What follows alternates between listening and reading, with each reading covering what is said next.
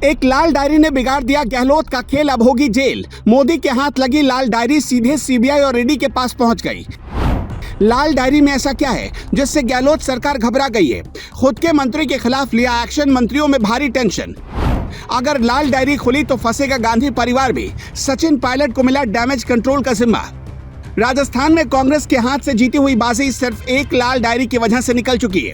कहा जा रहा है कि इस लाल डायरी में दिल्ली से लेकर जयपुर तक कांग्रेस सरकार के थलेशाह की पूरी पोल पट्टी खुल गई है। इस लाल डायरी को लीक करने वाला कोई और नहीं बल्कि खुद कभी गहलोत के खास रहे मंत्री और कांग्रेस नेता हैं। सच पूछिए तो इस लाल डायरी ने गहलोत सरकार की रातों की नींद उड़ा दी है। सिर्फ अशोक गहलोत ही नहीं बल्कि उनके मंत्री भी बेनकाब होने के डर में जी रहे हैं। इस लाल डायरी में ऐसा क्या है जिसने राजस्थान में पूरी कांग्रेस के सिस्टम को हिला दिया, और इसमें ऐसा क्या है जिससे सारे के सारे कांग्रेसी नेता घबराए हुए हैं? पिछले 5 सालों में राजस्थान का हाल देखकर आपको भी अंदाजा हो जाएगा कि क्या हो रहा है और इस लाल डायरी में क्या हो सकता है। दरअसल पिछले शुक्रवार को राजस्थान सरकार के मंत्री राजेंद्र गुढ़ा ने विधानसभा में अपनी सरकार को घेरना शुरू किया।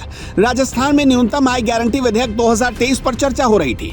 इसी बीच कांग्रेस के विधायक ने बीजेपी पर टारगेट करते हुए मणिपुर हिंसा की तख्तियां लहराने लगे। तभी मंत्री राजेंद्र गुढ़ा भी सदन में मौजूद थे और इस दौरान उन्होंने अपनी ही सरकार पर निशाना साधना शुरू कर दिया।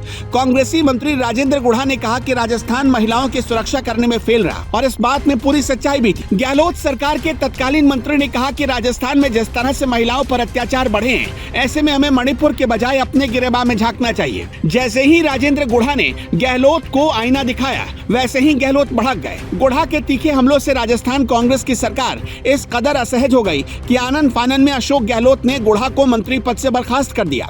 जैसे ही उनके खिलाफ एक्शन हुआ, वो रोते हुए मीडिया के सामने आए। उसके बाद उन्होंने राजस्थान के पुलिस और सरकार दोनों पर सवालों की बौछार कर दी।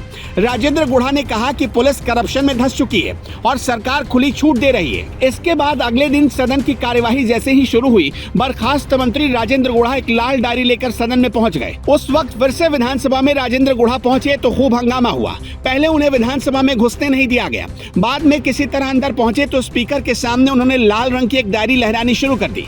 इसके बाद स्पीकर सीपी जोशी ने मार्शल को बुलाकर उन्हें बाहर करवा दिया। राजेंद्र गुढ़ा का दावा है कि इस लाल डायरी में सरकार का कच्चा चिट्ठा है। दावा है कि इस डायरी में कांग्रेस के नेताओं के काले कारनामों की पूरी जानकारी है। किस तरह से कौन सा नेता अपने ऊपर फिल्में बनवा रहा है, राज्यसभा में कांग्रेस ने विधायकों को क्या क्या और कैसे कैसे भेजा, क्रिकेट के चुनाव में अशोक गहलोत ने किस किस को पैसे दिए, कहां कहां से वसूली होती है। गुढ़ा के मुताबिक डायरी का एक हिस्सा कांग्रेस के विधायकों और मंत्रियों ने सदन के अंदर छीन लिया। हालांकि दूसरा हिस्सा अभी भी गुढ़ा के पास है। अपनी ही सरकार से बगावत करने का दम दिखाने वाले राजेंद्र गुढ़ा आखिर हैं कौन, वो भी जरा समझ लीजिए।